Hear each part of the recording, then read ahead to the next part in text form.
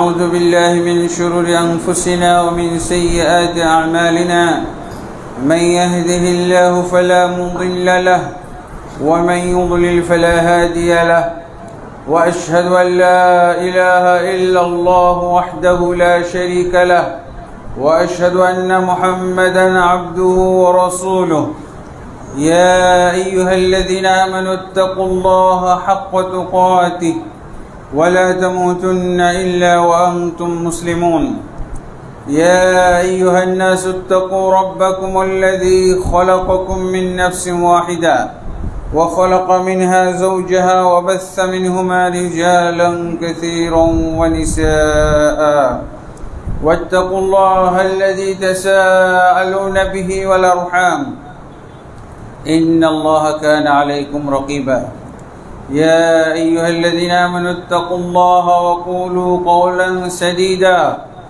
يصلح لكم أعمالكم ويغفر لكم ذنوبكم ومن يطع الله ورسوله فقد فاز فوزا عظيما أما بعد فإن خير الحديث كتاب الله وخير الهدي هدي محمد صلى الله عليه وسلم وشر الأمور محدثاتها وكل محدثة بدعة وكل بدعة ضلالة وكل ضلالة في النار أما بعد فأعوذ بالله من الشيطان الرجيم إن هذه أمتكم أمة واحدة وأنا ربكم فاعبدون وقال سبحانه واعتصموا بحبل الله جميعا ولا تفرقوا واذكروا نعمة الله عليكم إذ كنتم أعداء فألف بين قلوبكم فأصبحتم بنعمته إخوانا وقال النبي صلى الله عليه وسلم من أتاكم وأمركم جميع على رجل واحد يريد أن يشق عصاكم أو يفرق جماعتكم فاقتلوه كائنا من كان رواه مسلم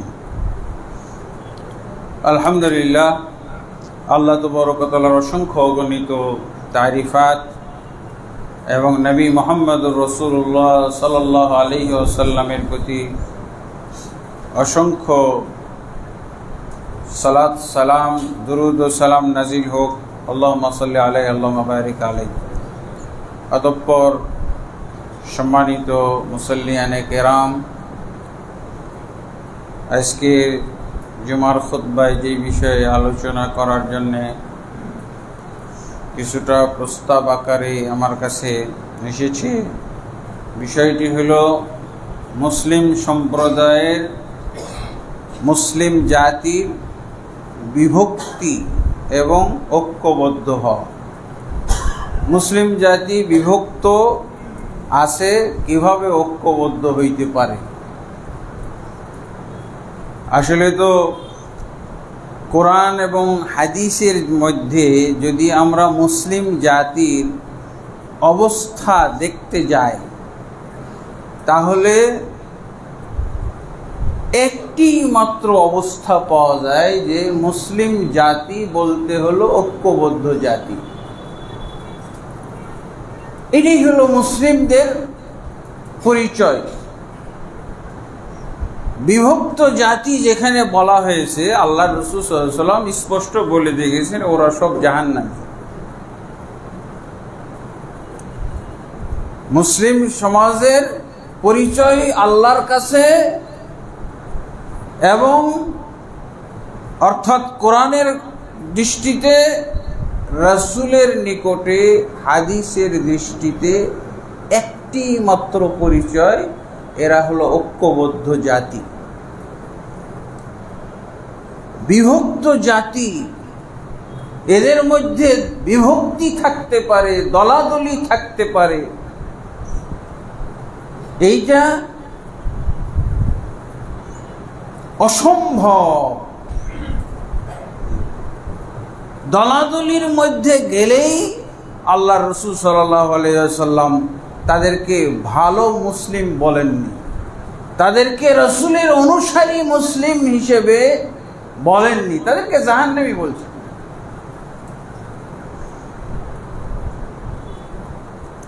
প্রথমে আল্লাহর বক্তব্যটা শুনি। সূরা আম্বিয়ার 92 নম্বর আয়াত, সূরা মুমিনুনের 52 নম্বর আয়াতে আল্লাহ এই মুসলিম জাতির পরিচয় কি বলছেন? ইন্না হাযিহি উম্মাতুকুম উম্মাতান ওয়াহিদা ওয়া আনা রাব্বুকুম ফা'বুদুন। নিশ্চয়ই এই উম্মত, মুসলিম উম্মাহ, তারা একটি মাত্র জাতি, তারা এক জাতি, একতাবদ্ধ একটা জাতি।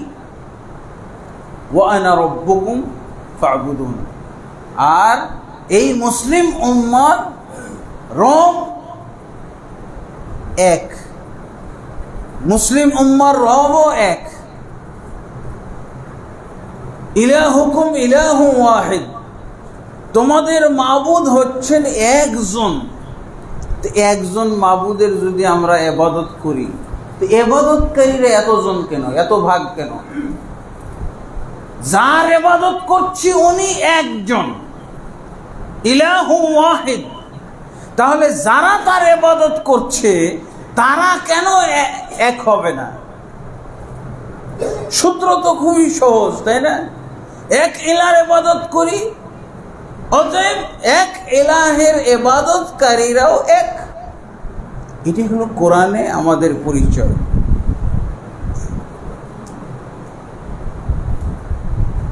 এবং এই আয়াতটা রিপিট করা হয়েছে সূরা মুমিনুনের 52 নম্বর আয়াত। এখানে আল্লাহ কি বলছেন? ফা'বুদুন, অতএব শুধু আমারই ইবাদত করো।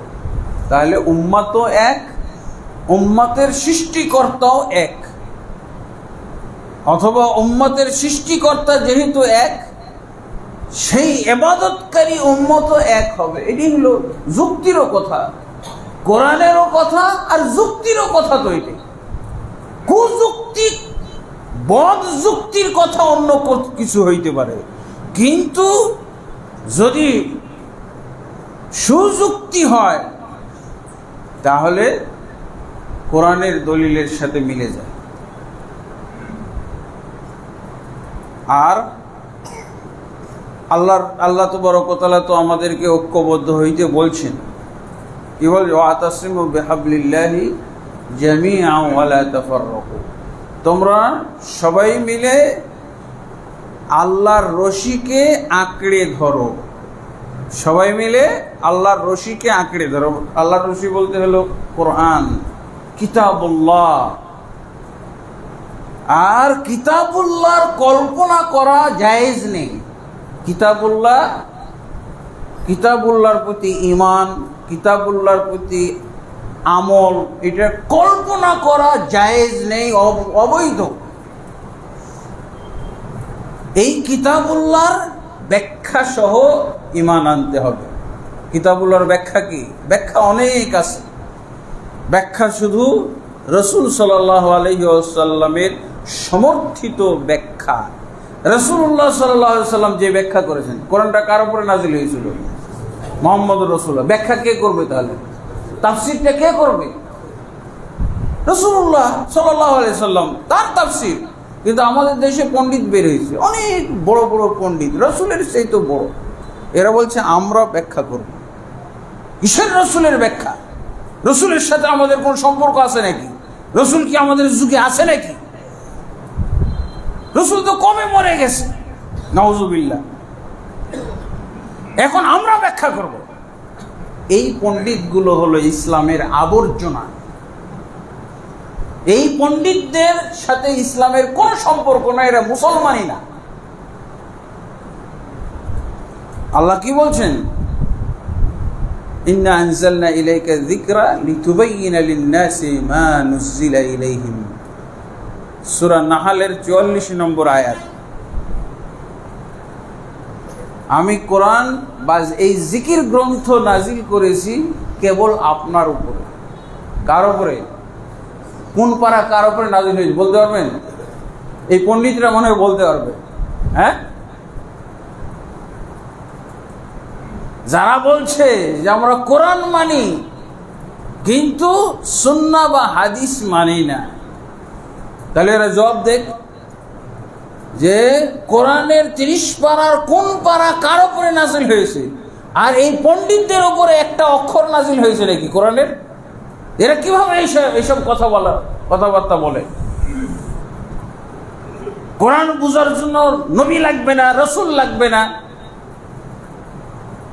এই কথা জানেন তো আপনারা? এরকম পণ্ডিত এখন বর্তমান যুগে এরাই হলো ইসলামের জন্য বিপর্যয়। ইসলামের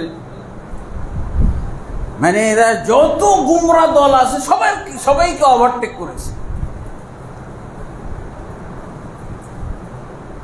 আল্লাহ রসুল সাল্লাল্লাহু আলাইহি ওয়াসাল্লাম স্পষ্ট করে বলে দিয়েছেন যে অতীতে বনু ইসরাইলরা 72 দলে বিভক্ত হয়েছিল, আমার উম্মত 73 দলে বিভক্ত হবে। তারপরে আল্লাহ রসুল কি বলছেন? কুল্লুহা ফিন্নার, সবগুলোই জাহান্নামে যাবে, ইল্লা মিল্লাতুন ওয়াহিদা, একটি মাত্র দল জান্নাতে যাবে। 73 দলের মধ্যে একটা দল মাত্র জান্নাতে যাবে, আর বাকিগুলো সিনতাইনি ওয়া সাবউনা ফিন্নার, 72টা তাদের ঠিকানা হলো জাহান্নাম, জাহান্নামের আগুনে তারা পুড়বে। ওয়াহিদাতুন ফিল জান্নাহ, একটি মাত্র দল জান্নাতে যাবে। তাহলে আল্লাহ রসুল সাল্লাল্লাহু আলাইহি ওয়াসাল্লাম আমাদেরকে কেউ 72টায় যাইতে বলছেন? আল্লাহ রসুল সাল্লাল্লাহু আলাইহি ওয়াসাল্লাম আমাদেরকে স্পষ্ট করে বলে দিয়েছেন হিয়াল জামাআ, সেটা হলো ঐক্যের জামাত, ঐক্যের দল। কিভাবে আপনি বের করবেন? সবাই যখন বিভিন্ন নাম নিয়ে চলে গেল, যেটি নাম ছাড়া, যেটি এখন নাম ছাড়া আছে, এইটি হলো ঐক্যের দল। ঐক্যের দেখেন নাম আছে না, মুসলমান, কিন্তু অনেক সময় আপনি ওদের সামনে যদি পড়ে যান বিপদে পড়বেন। আপনি পরিচয় যদি দেন আমি মুসলিম, আরে মুসলিম তো বুঝলাম, এরপরে বলেন, এরপরে কি হানাফি মুসলিম না শাফি মুসলিম না হাম্বলি মুসলিম নাকি আপনি শিয়া মুসলিম না কি মুসলিম? আপনাকে ছাড়বেই না, কারণ এই অঘটন ঘটিয়ে রাখছে তোরা, এই দুর্ঘটনা ঘটিয়ে রাখছে মাঠে ময়দানে, বিশ্বের মধ্যে এই মুসলমানদের অবস্থা, আপনাকে ছাড়বে না। বরং বিরক্ত হয় অনেকে, এই মিয়া কিসের মুসলিম, আমিও তো মুসলিম। শুধু মুসলিম বললেও ছাড়বে না আপনাকে, আপনাকে বলতেই হবে বেরেলভি মুসলিম না আপনি দেওবন্দি মুসলিম। আর বাংলাদেশে তো আরো বহুত আছে। কোন দল করেন এটাও আপনার বলতে হবে। আপনি কোন দল করেন এটা নাম না বলা পর্যন্ত আপনি মুসলিম বলে পার পাবেন না। একটা দল বল, কারণ কি সবাই দলে ভর্তি হয়ে আছে। ভাই আপনি কোন দল? আমি অমুক দল। আপনি কোন দল? আমি অমুক দল। আপনি কোন দল? আমি অমুক দল। একেবারে আস্তে আস্তে আস্তে দেখা যাবে যে সব পীর কেন্দ্রিক দলও বলা শুরু করছে। আমি চরমনাই, আমি সরছি না, আমি আটরশি, আর আমি দিওয়ানবাগি ইত্যাদি। কোথায় মুসলিম আর কোথায় আপনি? এই আল্লাহ রাসূল সাল্লাল্লাহু আলাইহি ওয়াসাল্লাম বলে যে নাম নিয়ে যখন চলে গেল, নামওয়ালারা, এই নামওয়ালা বাদ দিয়ে যেটি থাকবে এইটি হলো জামাআত। আল্লাহ রাসূল সাল্লাল্লাহু আলাইহি ওয়াসাল্লাম বলছেন এটা একজনও হইতে পারে। নামওয়ালারা নাম নিয়ে বিভক্ত হইতে হইতে হইতে একজন লোক মাত্র আছে বাংলাদেশের মধ্যে, এর কোনো নাম নাই। তাহলে হিয়াল জামা, ইবনে মাসউদ রাদিয়াল্লাহু আনহু তাফসীর করেছেন জামাআতের তাফসীর, জামাআতের তাফসীর উনি করেছেন আল জামা। ইবনে মাসউদ কোরআনের তাফসীর, হাদিসের তাফসীর আমরা কাদের কাছ থেকে? সবচেয়ে অথেন্টিক তাফসীর ব্যাখ্যা কাদের কাছে পাবো? নবী সাল্লাল্লাহু আলাইহি ওয়াসাল্লাম, তারপরে সাহাবায়ে কেরাম, তারপরে তাবিঈন, তারপরে তাবিঈদের যারা শিষ্য আতবাউত তাবিঈন বা তাবউত তাবিঈন বলা হয়, এর নিচে নামা যাবে না। যত দুর্ঘটনা, বিভক্তি এরপরের থেকে বিক্ষিপ্ত পরিচয়, এই যে এই পর্যন্ত এসে ঠেকছে, মাইজ ভান্ডারি পর্যন্ত, এই হিজবুত তাওহীদ পর্যন্ত এসে ঠেকছে। কোরআনী দল, আমি কোরআনী বলি না, কুফরানি দল, মিল আছে না? কুফরানি বলতে হবে, কুফরানি দল, এরা হিজবুত তাওহীদের চেয়ে তো নিকৃষ্ট। এই হলো অবস্থা, এই হলো মুসলমানদের। আর সবাই খালি ঐক্যবদ্ধ, ঐক্যের স্বপ্ন, ঐক্যের কল্পনা। এর কি এমনি এমনি ঐক্য নাজিল হয় নাকি? বৃষ্টির মতো নাজিল হবে, বন্যার মতো নাজিল হয়ে আসবে, বাঁধ ভেঙে চলে আসবে ঐক্য? হ্যাঁ, পরিবেশটা কি করেছি?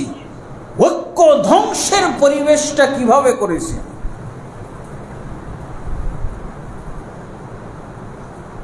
অথচ আল্লাহর রাসূল সাল্লাল্লাহু আলাইহি ওয়াসাল্লাম, আল্লাহ তো বলে দিলেন কি, আতাসিমু বিহাবলিল্লাহি জামিআ, তোমরা আল্লাহর রশিকে সবাই মিলে মজবুত করে ধরো, মজবুত করে ধরো। ওয়ালা তাফাররাকু, খবরদার তোমরা বিভক্ত হয়ে যেও না, তোমরা দলে দলে বিভক্ত হয়েও না। দলে দলে বিভক্ত হওয়ার ফল কি? উম্মতের বেশিরভাগ মানুষ জাহান্নামী। ইবনে মাসউদ রাদিয়াল্লাহু আনহুর ব্যাখ্যায় এমন এক সময় আসতে পারে, এমন এক সমাজ পাওয়া যেতে পারে, এমন এক রাষ্ট্র পাওয়া যেতে পারে যেখানে একজনই মাত্র ঐক্যের জামাতের সদস্য, একজন পারসন, একটা মাত্র। আমর ইবনে মাইমুন, তাবী শিষ্য, ইবনে মাসউদ রাদিয়াল্লাহু আনহু শিষ্য আমর ইবনে মাইমুন, তাবী, তাকে জিজ্ঞেস করে তাকে বলতেছেন যে দেখো, এমন এক সময় আসবে এই শাসকরা দিন ধর্মের ক্ষেত্রে এত ঢিলঢাল হবে, এই শাসকরা ইমামতি করবে। তাহলে দেখেন, আমাদের যুগের শাসক না, আমাদের যুগের শাসক তো নামাজ পড়ার কথা বললে ইমামতি তো কল্পনাই করা যায় না। ঢাকা ইউনিভার্সিটির নতুন এক ভিসি ইমামতি করে নামাজ পড়াইছে, ওরে সর্বনাশ, দেশটা কি আফগানিস্তান হয়ে গেল নাকি? হ্যাঁ, কি দুশ্চিন্তা! এই দুশ্চিন্তা করছে কারা? 95% মুসলমানের অধিকাংশ দুশ্চিন্তায় পড়ে গেছে। এরা কারা? এই দুশ্চিন্তাকারীরা কারা? এরাও মুসলমান, কিন্তু এদেরকে কি বলবো, ওই 72 দলের, এদের দুশ্চিন্তা। আর সেই যুগে শাসকরা ইমামতি করত, একজন খলিফা, একজন রাষ্ট্রপতি, একজন দেশের প্রধান ব্যক্তির প্রধান ডিউটি ছিল ইমামতি করা, মসজিদের ইমামতি করা। প্রধান ডিউটি, 1 নম্বর, সিরিয়াল নাম্বার 1, সিরিয়াল নাম্বার 2 হলো অন্যান্যগুলো, 2, 3, 4, 5। 1 নম্বর সিরিয়ালে 1 নম্বর ডিউটি ছিল সেই যুগের প্রেসিডেন্টদের, সেই যুগের খলিফাদের। অথচ এরকম ইমামতি করা প্রেসিডেন্ট অথবা খলিফা, আমিরুল মুমিনিন, তার সম্পর্কে বলা হচ্ছে যে এমন এক যুগ চলে আসবে যে শাসকরা ওয়াক্ত মোতাবেক সালাত পড়াবে না, বিলম্ব করে সালাত পড়াবে। তখন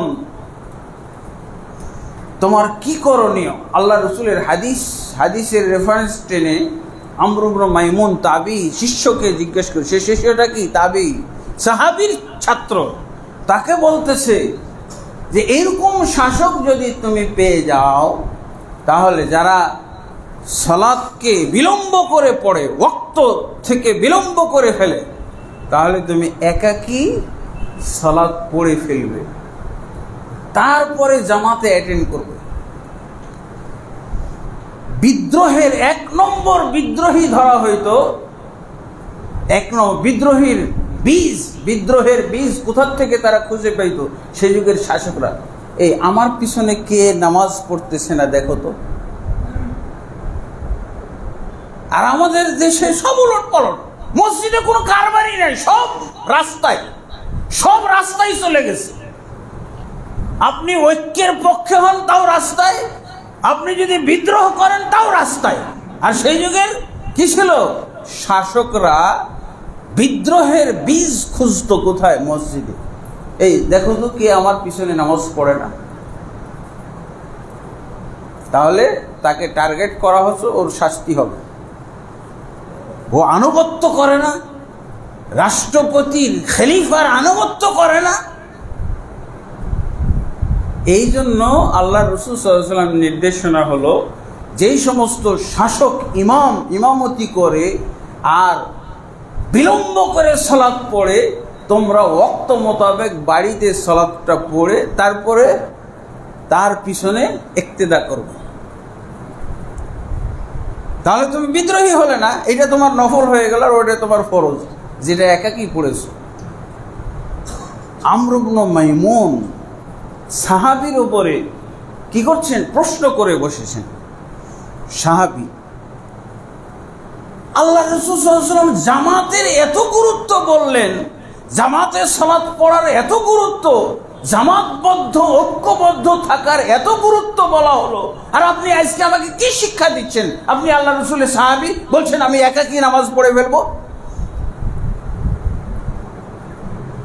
গোটা মসজিদের ইমাম এবং মুক্তাদির বাদ দিয়ে আমি একাই নামাজ পড়বো, এটা কেমন শিক্ষা দিচ্ছেন আপনি? বুঝেছেন? সাহাবী ইবনে মাসউদ রাদিয়াল্লাহু আনহু ব্যাখ্যা, তাকে জবাবে কি বলেন? তুমি সেই ঐক্যের জামাত, একাকী ওয়ান পারসন, একজন ব্যক্তি হওয়া সত্ত্বেও তুমি সেই ঐক্যের জামাত, তুমি সেই জান্নাতি জামাত। ওরা নয়, ওই যে মসজিদ ভরা লোকগুলো দেখা যায় ইমাম এবং মুক্তাদির পিছনে, বাইতুল মুকাররম গোটা ভর্তি হয়ে গেছে, এরা একজনও ঐক্যের জামাতের সদস্য নয়, ইমামও নয়, মুয়াজ্জিনও নয়, একজন মুক্তাদিও নয়। তুমি যে বাড়িতে একাকী নামাজ পড়েছো, তুমি সেই ঐক্যের জামাত, যার মাধ্যমে রাসূল সাল্লাল্লাহু আলাইহি ওয়াসাল্লামের সালাত টিকে থাকলো, রাসূল সাল্লাল্লাহু আলাইহি ওয়াসাল্লামের সালাতটাকে ধরে রাখলো। এই সমাজের গোটা গাজীপুর মসজিদের যত মসজিদ, তার মধ্যে একজনকেই পাওয়া গেল। যদি এরকম হয়ে যায়, আল্লাহু আকবার, বোঝা গেছে জামাতবদ্ধ জামা। এই জন্য আল্লাহ রাসূল কি বলছেন? আল্লাহ কি বলছেন? ওয়াতাসিমু বিহাবলিল্লাহ, তোমরা আল্লাহর রশিকে মজবুত করে সবাই মিলে ধরো। সবাই ধরলো না, একজন ধরলো, কি হবে তখন? আল্লাহ রাসূল সাল্লাল্লাহু আলাইহি ওয়াসাল্লাম তো জান্নাতি দল বলছেন 72, এর বিপরীতে 1। তাহলে সাহাবী তাবির প্রশ্নের জবাব দিলেন কি? আল জামা হুম আহলুল হাক্কি ওয়ালাউ কুনতা ওয়াহদাকা। জামাত হচ্ছে হকপন্থীদের দল, হকপন্থীদের দল, যদিও সংখ্যায় তুমি একাই হয়ে যাও, তবে তুমি জামাত। আর এরা সব বিভক্তির দল, এরা সব বিভক্তির সদস্য। ইমাম, মুয়াজ্জিন, মুক্তাদি, এলাকাবাসী, দেশবাসী সবাই হলো কি? বিভক্তির সদস্য। আর ঐক্যের সদস্য তুমি একজন। এই হলো জামাত, এই হলো আল্লাহর নির্দেশনা মোতাবেক জামাতবদ্ধ আঁকড়ে ধরা। আঁকড়ে ধরলো কি? একটা লোক।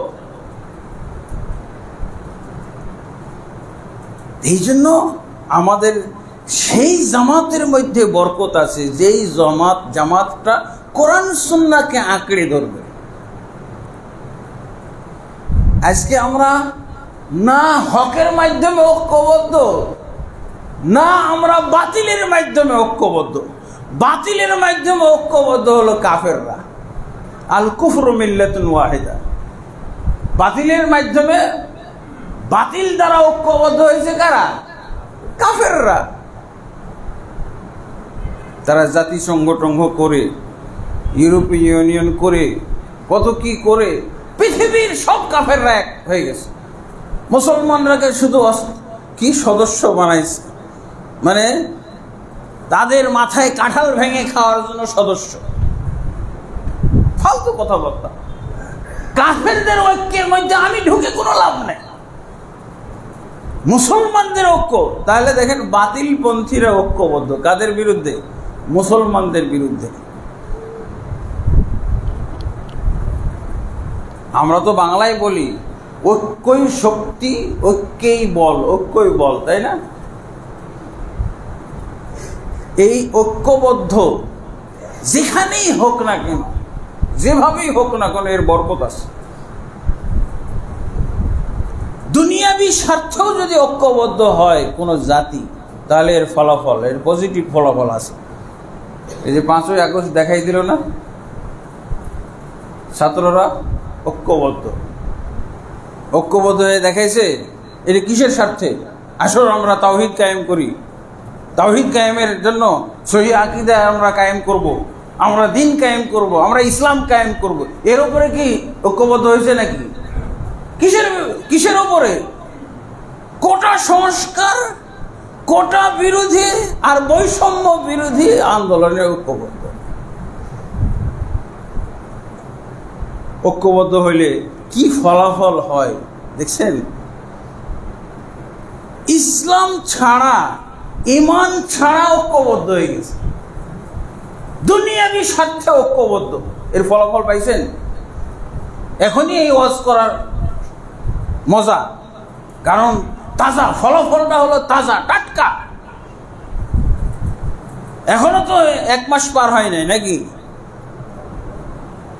5ই আগস্ট, হ্যাঁ, বিজয় দিবস, নতুন স্বাধীনতা মাস, তাই না? কিসের মাধ্যমে? দুনিয়াবি ক্ষেত্রে ঐক্যবদ্ধ হওয়ার ফলে কি হয়েছে? দাঁড়াইতে হয়েছে, নিজে পালাই গেছে। সব গদি টদি ছেড়ে, ক্ষমতা টমতা ভুলে পালিয়ে গেছে। ঐক্য শক্তি, ঐক্যই শক্তি। তো এই যে 95% মুসলমান, এদেরকে আমরা তাওহীদের উপরে ঐক্যবদ্ধ, সালাত কায়েমের উপরে ঐক্যবদ্ধ, শিরক অপনোদনের উপরে ঐক্যবদ্ধ, কুফরিকে আমরা অপনোদন করব, এর উপরে ঐক্যবদ্ধ হয়ে দেখাইতে পারবে মুসলমান। 95% নাকি না 93% মুসলমান ইসলামের ক্ষেত্রে, ঈমানের ক্ষেত্রে, দ্বীনের ক্ষেত্রে, আমলের আকীদার ক্ষেত্রে, আমলের ক্ষেত্রে এদেরকে ঐক্যবদ্ধ হইতে বলেন। ওরা 1000 দলে বিভক্ত হয়ে দেখাই দিল আপনাকে।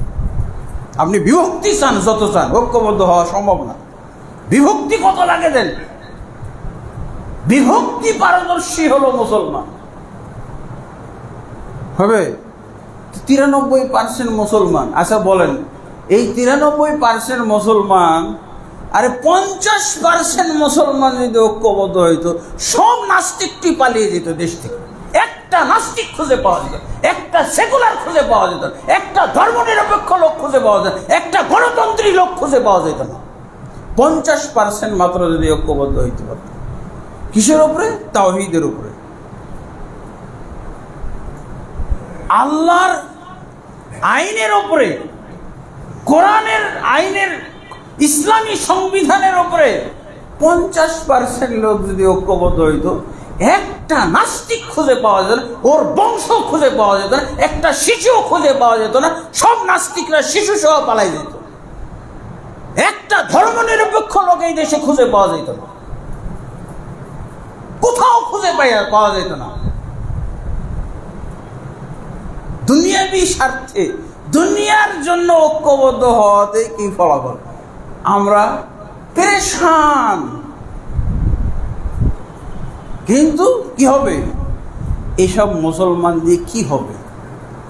যারা বিভক্ত বিশেষজ্ঞ মুসলমান। এখন কি যেই মুসলমান পাওয়া যায় বিভক্তি বিশেষজ্ঞ মুসলমান, দলে দলে পালে পালে বিভক্ত, যত রকমের বিভক্তির দরকার সব দিতে পারবে মুসলমান। আজকে এই যে মসজিদ, এরকম মসজিদ আছে, অনেক মসজিদ আছে সহিহ আকীদার মুসলমান বলতে কি কোরআন হাদিসের সাথে যাদের আমল আকীদা বিশ্বাসগুলো মিলে কোরআন এবং সহিহ হাদিস, এই লোকগুলোই নাকি শুনি 3 কোটি না 5 কোটি 6 কোটি, এমন মজা করে বলতে শোনা যায় 3 কোটি, কেউ বলে 5 কোটি, কেউ বলে 6 কোটি। বুঝলাম অন্যরা সব বাতিল, অন্যরা সব অন্যদের মধ্যে ভেজাল আছে, বেদাত আছে, শিরক আছে। তো তোমরা এই যে 3 কোটি 4 কোটি 5 কোটি এদিকে কি করো? এগুলো কি কাজে লাগে? 1 কোটি একত্র হয়ে দেখাও দেখি ঢাকা শহরে, ঠিক ওরকমই ফলাফল পাওয়া যাবে। হয়তো বা যেহেতু সারা বিশ্ব কাফেরদের হাতে, হয়তো ব্রাশ ফায়ার করে মারবে। এখানে দুনিয়াবী কারণে ঐক্যবদ্ধ হওয়ার কারণে ছাত্ররা ঐক্যবদ্ধ হওয়ার ডাক দেওয়ার কারণে হয়তো মায়া মমতা করেছে। তাও তো প্রধানমন্ত্রী বলেই দিয়েছিল চালাও, যত মরবে মরুক, কোনো সমস্যা নেই, আমি খালি টিকে থাকলেই হয়, আমার টিকে থাকা দরকার, আমার ক্ষমতাটা থাকলে এটি সব সাফ হয়ে যায়, পিঁপড়ার মতো মারো, পাখির মতো মারো। অর্ডারও দিয়ে দিয়েছিল, অর্ডার তো দিয়েই দিয়েছিল। কিন্তু এরকম অপরিণামদর্শী, এ তো মহিলা মানুষ কি?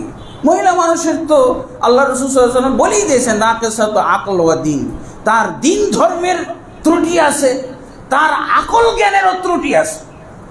সেটারই সে পরিচয় দিয়েছে, প্রধানমন্ত্রী হোক, কিন্তু তার পরিচয় তো যেটা আল্লাহ দিয়েছেন এই পরিচয়ের বাইরে তো যাইতে পারবে না।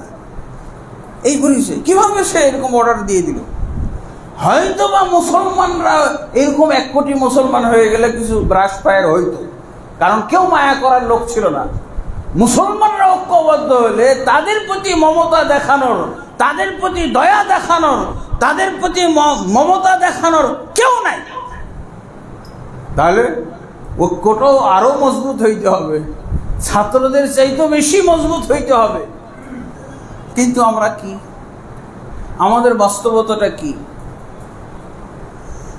লা হাওলা ওয়ালা কুওয়াতা ইল্লা বিল্লাহ। মুসলমানরা এখন এই বিষয়ের উপরে ঐক্যবদ্ধ হয়েছে যে আমরা কখনোই ঐক্যবদ্ধ হব না, এই ব্যাপারে ঐক্যবদ্ধ। মুসলমান কিসে ঐক্যবদ্ধ হয়েছে? কখনোই ঐক্যবদ্ধ হব না, এর উপরে ঐক্যবদ্ধ, প্রতিজ্ঞাবদ্ধ না। এটাই তো দেখা যায়। এবার শুনেন, আমার তো ওয়াজ বললাম, একটু মসজিদুল হারামের খতিবের কণ্ঠে বা তার দৃষ্টিতে মুসলমানের কথা বলি। কেন এরকম হচ্ছে? আজকে দেখা যায় যে এই যে সহিহ আকীদার কথা বললাম, বা আহলুল হাদিস আর একটা নামে পরিচিত, কেউ আহলুল হাদিস বলতেছে, কেউ আবার সহিহ আকীদা মানহাজের মুসলিম বলে পরিচয় দিচ্ছে। যাই হোক, 3 কোটি 4 কোটি, যাই হোক, আল্লাহই জানে ভালো তাদের সংখ্যা কত। এদের বিরুদ্ধে আবার দেখা যায় বাংলাদেশের যত মুসলমান আছে সব ঐক্যবদ্ধ। কবর পূজারি, পীর পূজারি, ফকির পূজারি, লেংটা পূজারি সব ঐক্যবদ্ধ। দেওবন্দি, বেরেলভি, অমুক ইসলাম, তমুক ইসলাম, হেফাজতে ইসলাম, হ্যাঁ, তারপরে ইসলাম নষ্টকারী সব একত্র হয়ে গেছে, একজনও বাদ নাই। এখন শুনতেছি তারা নাকি চেষ্টা করে দেখবে, এখন বর্তমান পরিস্থিতিতে চেষ্টা করে দেখবে সব ইসলামী দলগুলো একত্র হয়ে কি করবে? ইসলাম কায়েম করার জন্য, ইসলাম কায়েম করার একটা চেষ্টা করে দেখতে চাচ্ছে। তবে আহলে হাদিস বা সহিহ আকীদার একজনকে নেওয়া হবে না, এদেরকে বাদ দিয়ে যারা জোরে আমিন বলে মসজিদ নাপাক করে দেয়, জোরে আমিন বলে, যারা পায়ের সাথে পা মিলিয়ে এরকম বেয়াদবি কাজগুলো মসজিদে করে বেড়ায়, পায়ের সাথে পা মিলানোর বেয়াদবি, এই বেয়াদবগুলোকে নেওয়া হবে না। যারা ওলিয়া উলিয়াদের সম্মান করে না, যারা মাজার কবরকে সম্মান করে না, এদেরকে কাউকে নেওয়া হবে না। ওদের ঐক্যটা কেমন বলছে, সবাইকে নেওয়া হবে, কিন্তু এই যে আহলে হাদিস আহলে খবিস এদেরকে নেওয়া হবে না। যারা এই কাহিনী জোরে জোরে আমিন বলে, হ্যাঁ, আর এই যে রফুল এদেরকে নামাজের মধ্যে নড়াচড়া করে খালি, এদেরকে নেওয়া হবে না। এখন এরা কি করবে? হাই হাই, সবাই তো ঐক্যবদ্ধ হয়ে গেল, এখন এরা যে যদি দরখাস্ত করে যে আমাদেরকেও নেও, হ্যাঁ, হবে? কখনোই এই ঐক্যে কোনো বরকত নাই। আল্লাহর রশিকে ধরা ছাড়া, কোরআন এবং সুন্নাহকে আঁকড়ে ধরা ছাড়া এই ঐক্যের কোনো বরকত নাই। ঐক্যবদ্ধ হওয়াই যাবে না, হবেই না, হওয়াই সম্ভব না। যত ঐক্য করুক হবে না। আমাদেরকে গোড়া থেকে এই ঐক্যের ভিত্তি স্থাপন করতে হবে, গোড়া থেকে। শিরক নিয়ে, কুফরি নিয়ে, বেদাত নিয়ে আমার বিরুদ্ধে একটা শবে বরাতের বিরুদ্ধে একটা আলোচনা করেছিলাম প্রায় 1 ঘন্টা মতো। ওই বেদাত্তীরা কাটছাট করে 2-3 মিনিট দিয়ে সবাই ঐক্যবদ্ধ হয়ে গেল, আমার বিরুদ্ধে ঐক্যবদ্ধ হয়ে গেল। 25টা মতো মামলা হয়েছে। ওই যে যারা তরিকত ফেডারেশন, ওই যে পিস টিভির বিরুদ্ধে ষড়যন্ত্র করে পিস টিভি বন্ধ করাই দিল ইন্ডিয়ার সাথে, হ্যাঁ, লিয়াজু করে, তারা এই লোকগুলো ঐক্যবদ্ধ হয়ে গেল আমার বিরুদ্ধে। কিন্তু আমাদের আহলে হাদিস বা সহিহ আকীদার মুসলমানরা কেউ আমার পক্ষে দাঁড়ায়নি। বেদাতীরা সব ঐক্যবদ্ধ, পীর পূজারি, মাজার পূজারি, দেওবন্দি, বেরেলভি, যা আছে সব ঐক্যবদ্ধ।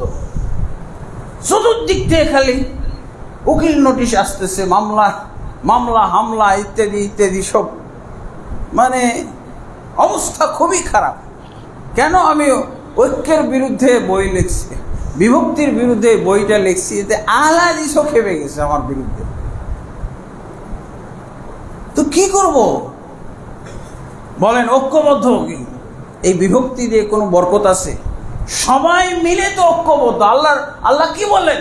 গোটা এই মুসলিম উম্মাহ হলো একটি জাতি, 2 রকম হইতে পারে না, 2 দল হইতে পারে না। আল্লাহ রাসূল সাল্লাল্লাহু আলাইহি সাল্লাম মক্কার মুসলমান আর মদিনার মুসলমান এক করে দিয়েছিলেন না? কিভাবে এক করেছিলেন? এটা কি আমাদের আদর্শ না? ঐক্যটা তো এরকম হবে, মক্কার মুসলমান মদিনার মুসলমান এমনভাবে ঐক্যবদ্ধ হলো যে ভাই তুমি আমার বউটাও নিয়ে নাও, তুমি বউ পাবে কোথায়?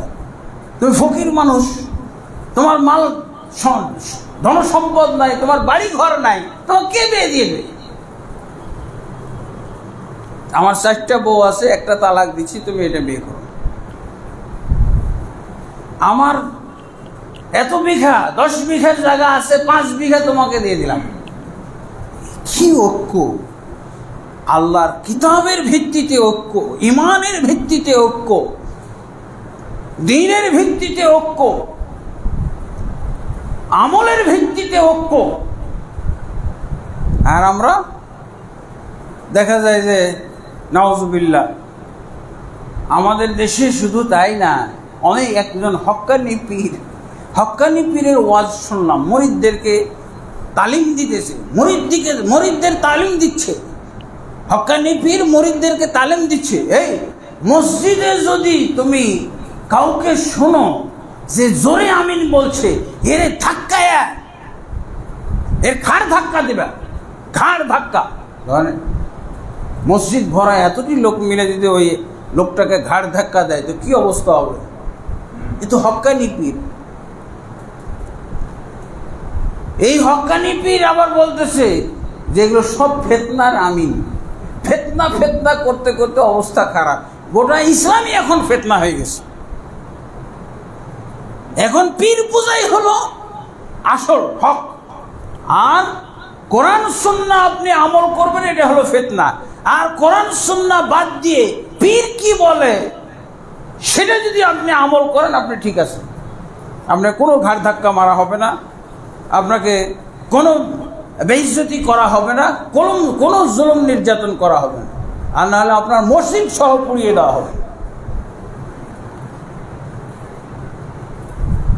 এই যে প্রায় প্রতিদিনই ফোন দেয়, এই সপ্তাহেও ফোন দিয়েছে এক ভাই নগরকান্দা, বলতেছে এলাকার মুফতি মুহাদ্দিসরা এসে আমাদের মসজিদ দখল করেছে, কোর্ট থেকে আমাদেরকে রায় দিয়েছে যে আমাদের মসজিদ আমাদের জায়গায়, তারপরও কোর্ট থেকে রায় দেওয়ার পরও বেদাতিরা ছেড়ে যাচ্ছে না, মসজিদ আমাদেরকে ঢুকতেই দেয় না।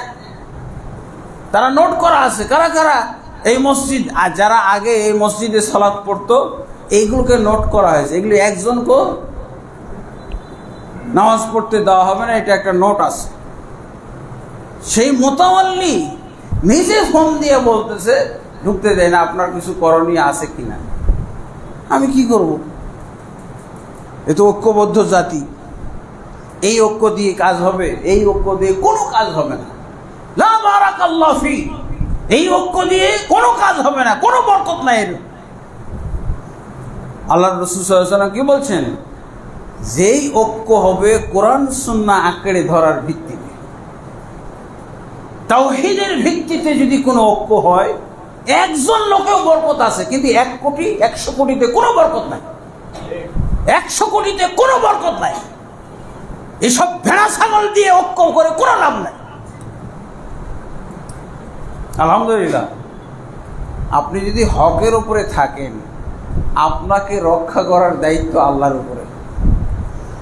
হকের উপরে থাকলে এই ঈমান বিশ্বাসটা আপনার রাখতে হবে, ঈমান বিশ্বাস আপনার থাকতে হবে। কারণ আল্লাহ তাবারক ওয়া তাআলা কিয়ামত কাল পর্যন্ত সঠিক ইসলামকে তিনি বাঁচিয়ে রাখবেন, দুনিয়াতে প্রতিষ্ঠিত রাখবেন।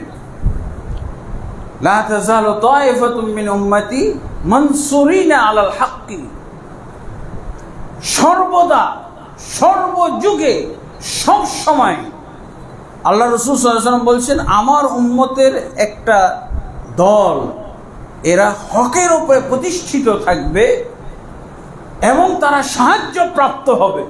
সাহায্য কে করবেন? আল্লাহ করবেন। ওয়া কানা হাক্কান আলাইনা নাসরুল মুমিনিন, আল্লাহ বলছেন আমার উপরে ফরজ কাম হলো মুমিনদেরকে সাহায্য করা। আমাদের কাম যেমন ফরজ সালাত পড়া, আল্লাহর ইবাদত বন্দেগী করা, আল্লাহর ফরজ কাজ হচ্ছে মুমিনদেরকে সাহায্য করা।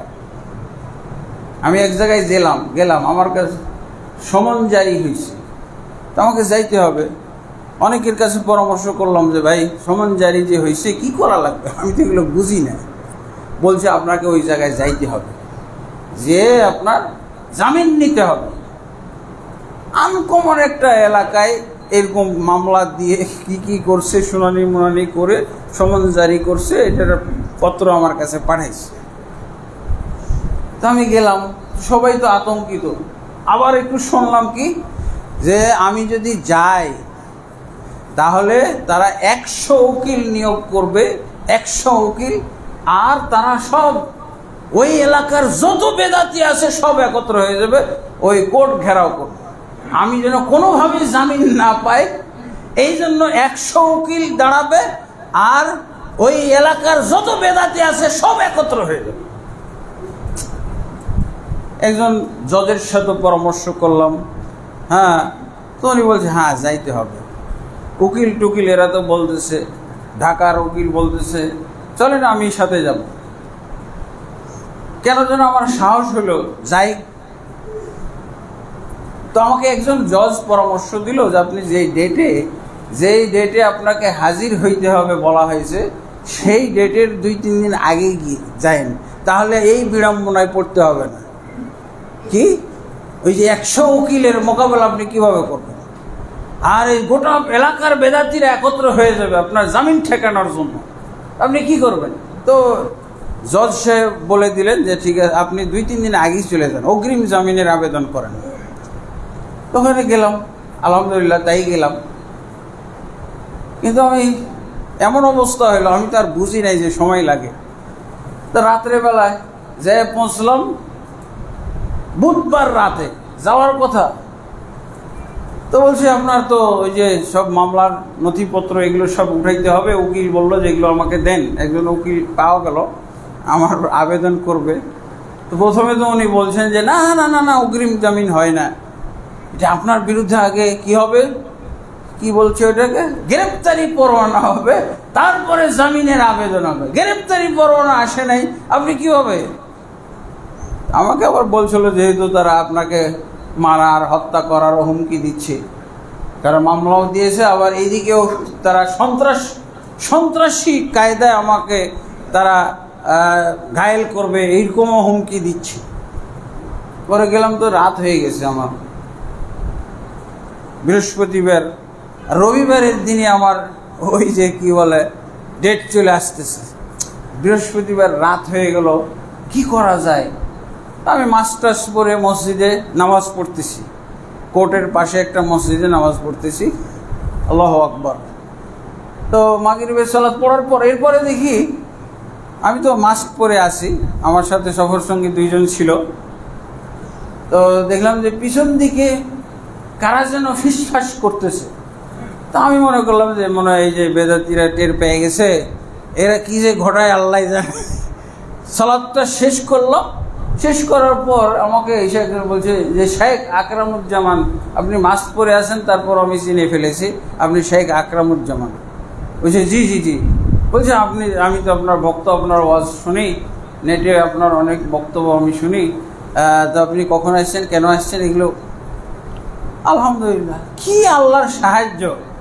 পরে ওই লোক পরিচয় দিচ্ছে, বলছে যেই বিচারকের হাতে আমার মামলা, ওই বিচারকের উনি পিএস। বলছে শেখ কিছুই করা লাগবে না, আমি সব ডিসমিস করে ফেলি। আল্লাহু আকবার। এগুলো কি? ওয়াকানা হাক্কান আলাইনা নাসরুল মুমিনিন। আল্লাহ যে বলছেন মুমিনদেরকে সাহায্য করা আমার ফরজ কাম। কিভাবে যেই লোকটাকে মনে করলাম যে এ মনে শত্রু, এর মনে হয় সমস্যা ঘটাই দেবে মসজিদে, সেই লোকটা এরকম বন্ধ হয়ে গেল।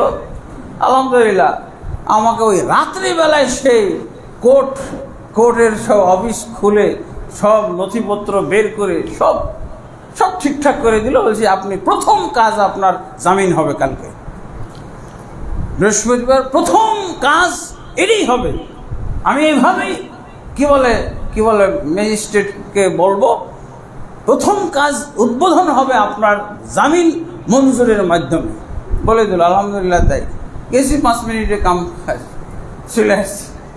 আলহামদুলিল্লাহ। তো এইরকম দেখা যায় যে আল্লাহর সাহায্য সহযোগিতা যে কীভাবে আসে, এটা হলো আপনি জোর করে কোনো ঐক্য দিয়ে কাজ হবে, আর এই সমস্ত কাহিনী বলে ঐক্যবদ্ধ হবে। যারা আসল সহি আকীদার মুসলমান, যারা তাওহীদ বুঝে, যারা শিরক থেকে মানুষকে সতর্ক করে, যারা বেদাত থেকে মানুষকে সতর্ক করে, তাদেরকে বাদ দিয়ে ঐক্যবদ্ধ হওয়া, এটি কি? এই ঐক্যতে কোনো বরকত হইতে পারে না। আমাদের কাজ, আমরা আলহামদুলিল্লাহ সহি আকীদার দাওয়াত প্রচার আমরা করে যাব। আর ঐক্যবদ্ধ হওয়া তো অবশ্যই নিয়ম আছে, নিয়মের ভিত্তিতে ঐক্যবদ্ধ হবে। রাসূলুল্লাহ সাল্লাল্লাহু আলাইহি ওয়াসাল্লাম বলছেন, একটা হাদিস আমি পাঠ করেছি মুসলিম শরীফের। রাসূলুল্লাহ সাল্লাল্লাহু আলাইহি ওয়াসাল্লাম কি বলছেন? মান আতাকুম ওয়া আমরুকুম জামিউন আলা রাজুলিন ওয়াহিদ।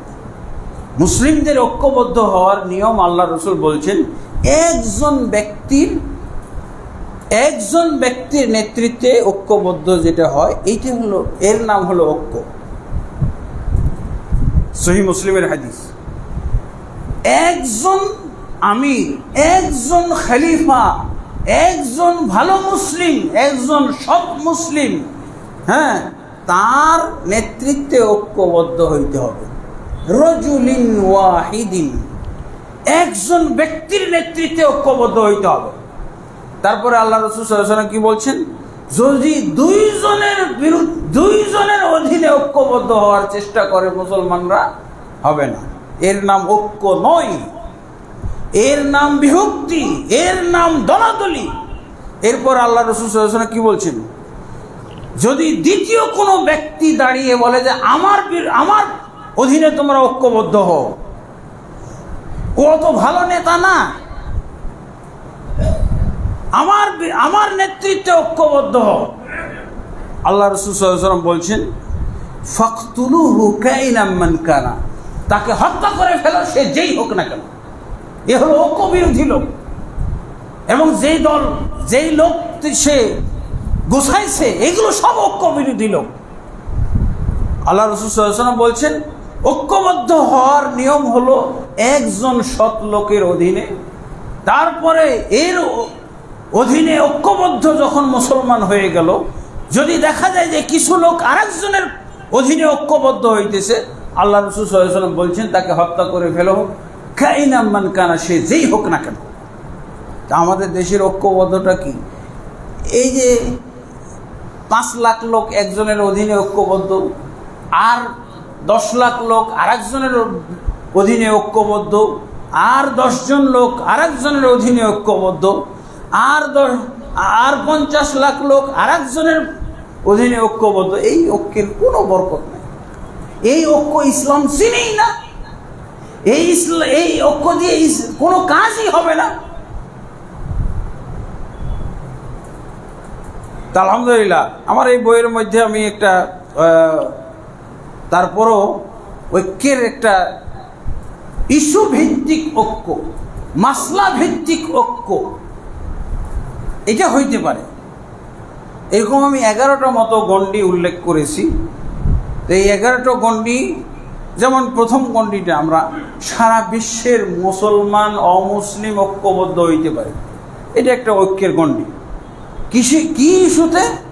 যে দুনিয়াটাকে আমরা ফাসাদ মুক্ত, বিপর্যয় মুক্ত, জুলুম মুক্ত, দখল মুক্ত রাখব।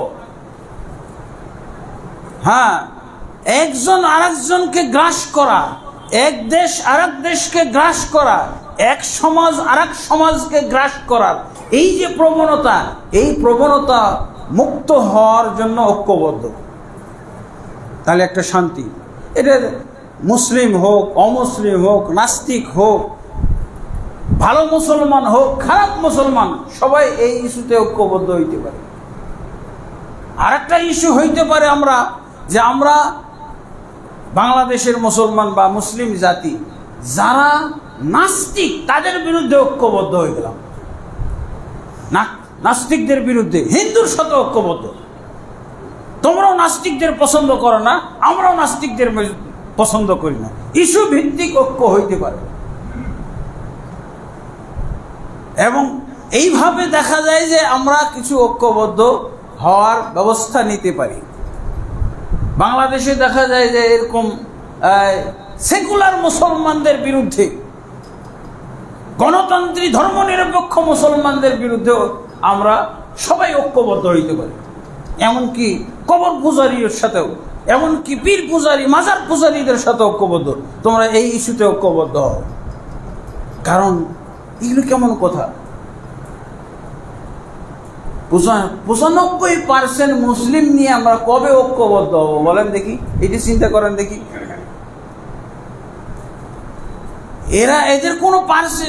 এদের কোনো দলই ছিল না। ছাত্রদের কোনো দল ছিল?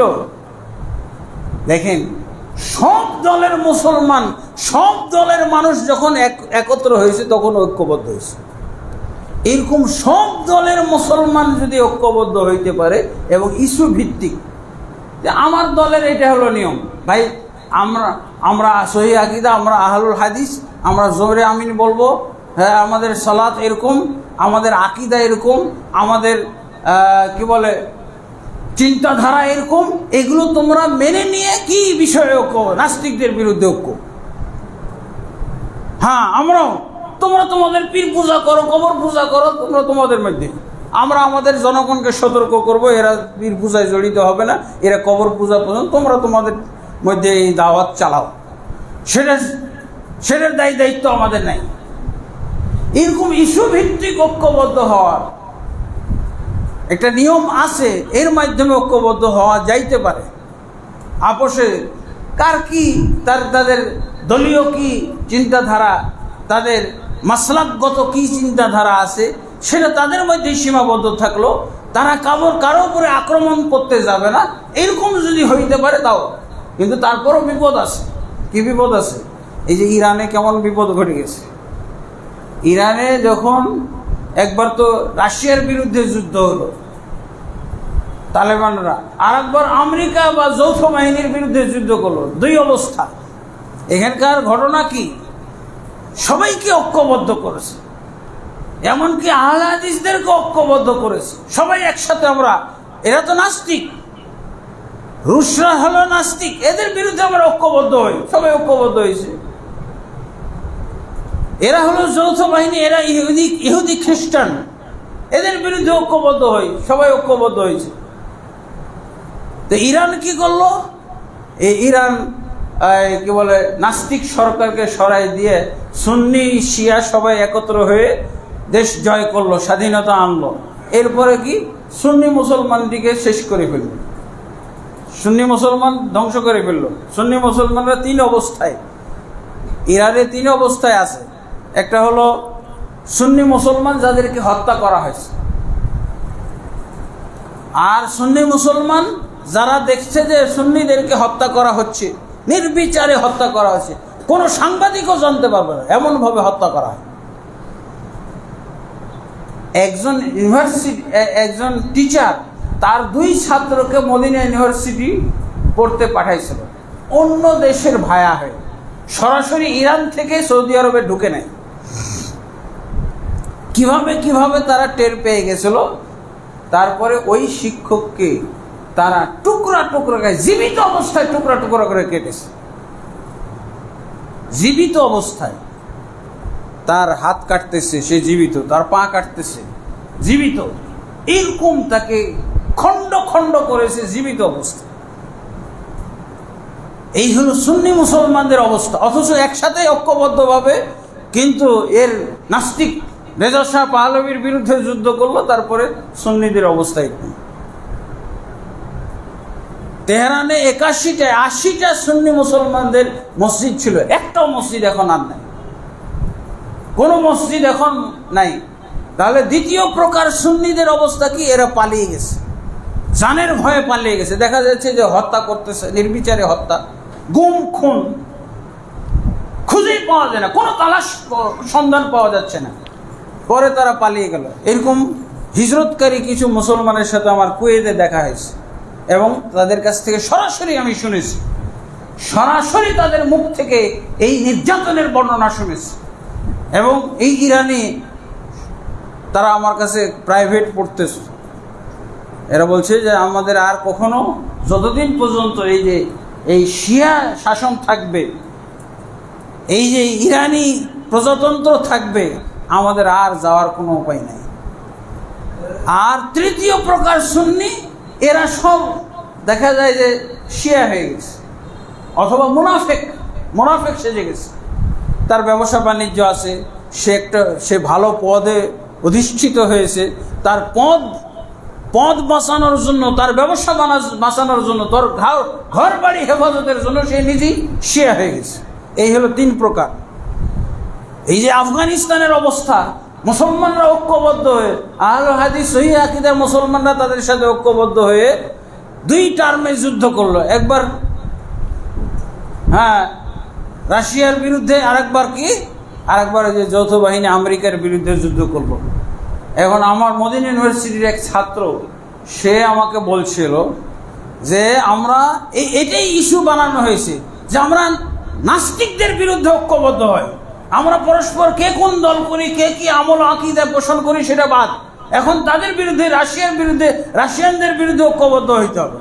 ঐক্যবদ্ধ হয়েছে।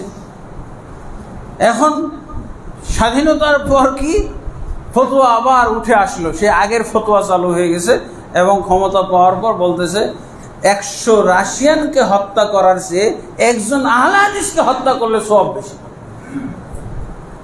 এখন দ্বিতীয় টার্মে এসে দেখবেন, এখন ওই যে সালাফি এবং আহলুল হাদিস নিধন চলতেছে ব্যাপকভাবে, প্রায় আপনারা দেখবেন ইউটিউবে পাওয়া যাচ্ছে, অমুক আহলে হাদিস আলেম নাই, গুম, অমুক আহলে হাদিস আলেমের জানাজা হচ্ছে, হত্যা করা হয়েছে, এরকম অবস্থা চলতেছে। এখন এইটা প্রতারণামূলক ঐক্যবদ্ধ হওয়ার চাইতে না হয় ভালো। প্রতারণামূলক যেই ঐক্যের মাধ্যমে আমাকে নিধন করা হবে, আমাদের অস্তিত্বকে বিলীন করে দেওয়া হবে, আমি এই ঐক্যের মধ্যে নাই। যদি ইস্যুভিত্তিক ঐক্য হয় তারপরও এর মধ্যে প্রতারণা আছে, প্রতারণার শিকার হয়ে অনেক ক্ষতির সম্মুখীন হচ্ছে। কাজে আমাদের আর কোনো বিকল্প পথ নাই, একমাত্র আল্লাহর রজ্জুকে, আল্লাহর রশিকে আমাদেরকে মজবুতভাবে আঁকড়ে ধরতে হবে। সহি আকীদা এবং ঈমানের ওপরে আমাদের অটল থাকতে হবে। যাই ঘটে যাক, কোনো ক্রমে কোনোভাবে আমরা সহি ঈমান, আকীদা এবং সহি হাদিস ভিত্তিক আমল এইটা আমরা বিসর্জন দিতে পারি না, কোনো অজুহাতে না, কারো ধোঁকা এবং প্রতারণার মধ্যে পড়েও না। আমরা আমাদের এই মানহাজের উপরে অটল থাকার চেষ্টা করব। আল্লাহ তাবারক ওয়া তাআলা এর মধ্যে ইনশাআল্লাহ আমাদেরকে বরকত দান করবেন। আল্লাহ তাবারক ওয়া তাআলা আমাদেরকে সত্যিকার অর্থে ঐক্যবদ্ধ হওয়ার যে নিয়মগুলো আমরা জানলাম, আল্লাহ তাবারক ওয়া তাআলা যেন এগুলো আমাদেরকে সুন্দরভাবে উপলব্ধি করার, হৃদয়ঙ্গম করার আমাদেরকে তৌফিক দান করেন। এবং আমাদের যে সমাজ এই বিভক্তি এবং অনৈক্যের মধ্যে যে আমরা আসি, এগুলো আমাদেরকে উপলব্ধি করার এবং সেই বিভক্তি এবং অনৈক্য থেকে যেন আমরা বেঁচে থাকতে পারি, সেই তৌফিক আল্লাহ আমাদেরকে দান করেন। আল্লাহুম্মা আমিন। আস্তাগফিরুল্লাহ লি ওয়া লাকুম ওয়া লিসাইরিল মুসলিমিন ফাস্তাগফিরুহু ইন্নাহু আল গফুরুর রহিম।